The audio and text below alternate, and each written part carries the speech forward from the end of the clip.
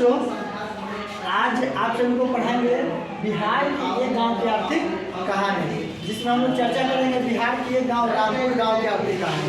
ठीक है ना। रामपुर जो गांव है उसका आर्थिक स्थिति कैसा है, कृषि के माध्यम में, उद्योग के माध्यम में, वहाँ पे सड़क है या नहीं है, नदी है, खेती करने के लिए उपयोग भूमि है या नहीं है, ये सारी बातों को हम लोग गौर करेंगे इस चैप्टर में। समझिए ना। यहाँ ध्यान दीजिएगा, सबसे पहले हम लोग उत्पादन के बारे में जानेंगे। किसके बारे में? उत्पादन। उत्पादन करने का मतलब है बच्चों क्या? प्रोडक्शन। उत्पादन करने का मतलब क्या है? प्रोडक्शन। ये प्रोडक्शन क्या होता है? तो देखिए, साधारण तौर पे हम लोग बात करेंगे तो उपयोगिता का सृजन करना ही उत्पादन कहलाता है। उपयोगिता का सृजन करना क्या कहलाता है? वो उत्पादन कहलाता है। कैसे? आगे भी पॉइंट से आपका कॉन्सेप्ट क्लियर हो जाएगा। साधारण भाषा में उत्पादन का अर्थ भौतिक वस्तुओं के निर्माण से लिया जाता है। मतलब भौतिक वस्तु, जो भी प्राकृतिक जो भी वस्तु है उसको हम लोग वस्तु के रूप में, संसाधन है, प्रकृति में बहुत सारे संसाधन है जी, जैसे लकड़ी से हम लोग चौकी, बेंच, पलंग बनाते हैं ना, तो मतलब एक भौतिक परिवर्तन कर देता है, तो क्या कहलाता है? उत्पादन कहलाता है। क्योंकि मुझे पता है कि मनुष्य किसी भी भौतिक पदार्थ का निर्माण नहीं कर सकता। आप सभी को भी पता है, क्या लकड़ी का निर्माण मनुष्य कर सकता है? नदी तालाब का निर्माण मनुष्य कर सकता है? कर सकता है जी। मिट्टी मनुष्य बनाया है।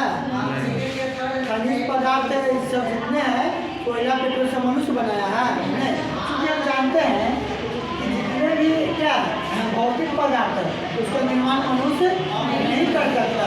फिर भी देखिए, उसको आकार देता है। क्या देता है? आकार देता है।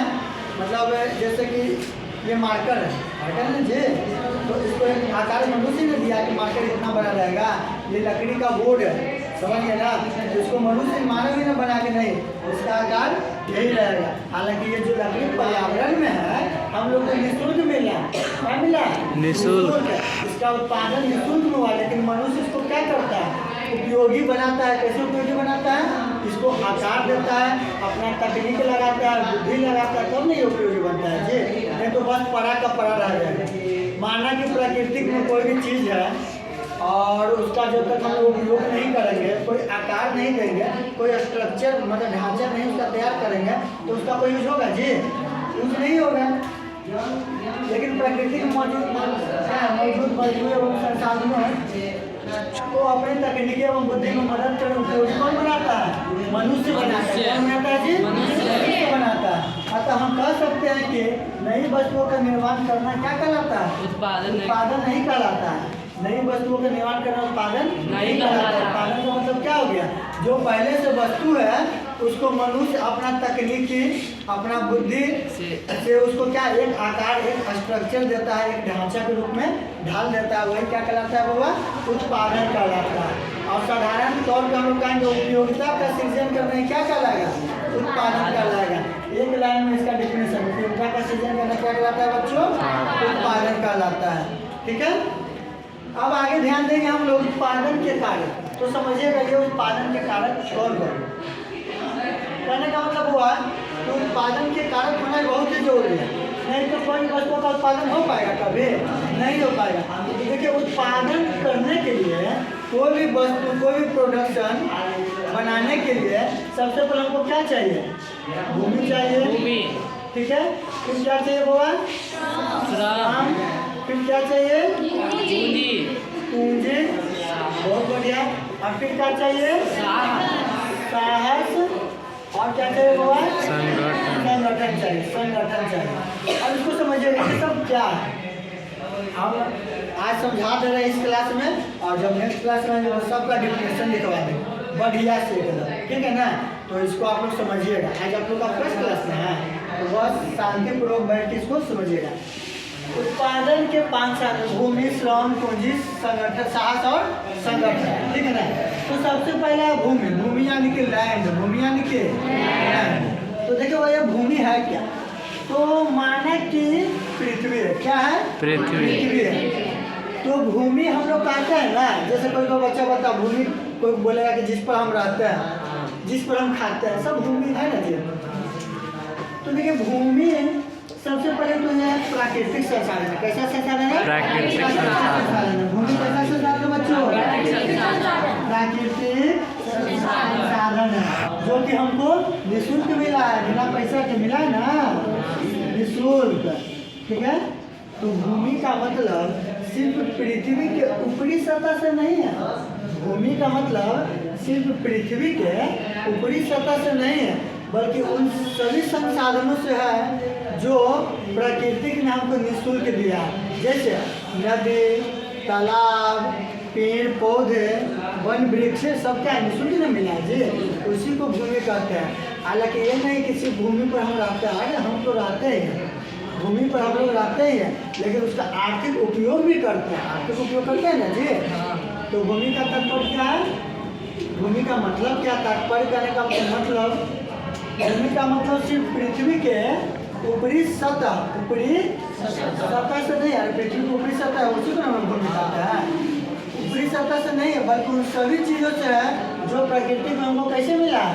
निःशुल्क मिला है। जैसे नदी, तालाब, झरना, पेड़ पौधा, ये सब क्या हो गया? भूमि हो गई। तो दिक्कत सबका हम डिफिनेशन लिखवा देंगे, अभी आप लोग समझ जाइए। सेकेंड क्या है? श्रम।